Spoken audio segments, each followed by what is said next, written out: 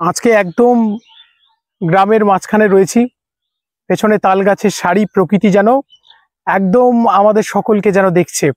তা এখানে দাঁড়িয়ে আজকে আমাদের একজন দর্শক বন্ধু আলোচনার জন্য বলেছেন যে বেঈমানদের সঙ্গে কেমন ব্যবহার করা উচিত। বারবার করে বলবো যে বেঈমানরা কিন্তু বেঈমানই হয়, তাই না? মনে রাখবেন যে কাঁচ ভাঙার টুকরো সেটা কিন্তু কাঁচ ভাঙাই হয়। আপনি যতই সেটাকে একটা রঙিন কাগজ দিয়ে মোড়ান, কাঁচ ভাঙা কিন্তু কাঁচ ভাঙাই হবে। ঠিক সেরকম করে যারা আপনার সঙ্গে বেঈমানি করেছে সারা জীবন, তাদেরকে কিন্তু আপনাকে মনে রাখতে হবে, একবারের জন্য ভোলা যাবে না। আমি বারবার করে বলছি, যারা বেঈমানি করেছে তাদের মধ্যে শতকরা 90% চান্স আছে আবার বেঈমানি করার। তাই যারা বেঈমানি করেছে জীবন থেকে তাদের বাদ দিন। যারা বেঈমানি করেছে তাদের আর বিশ্বাস করবেন না। যারা বেঈমানি করেছে তাদের চোখের জলে ভুলে যাবেন না।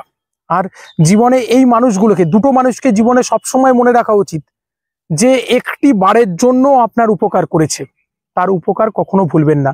আর দ্বিতীয় হচ্ছে, যে বেঈমানি করেছে, আপনাকে বিপদের সময় ছেড়ে পালিয়েছে, তাকে সারা জীবনেও কখনো ভরসা করবেন না।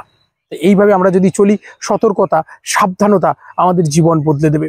আমি প্রত্যেককে বলবো, যারা স্বস্তি বার্তা দেখেন, স্বস্তি বার্তার মূল এটা একটা ভাব আন্দোলন। আমাদের আসল উদ্দেশ্য হচ্ছে সারা জীবন ধরে আমরা সাবধানে থাকবো, সকলে সুস্থ সুন্দরভাবে থাকবো।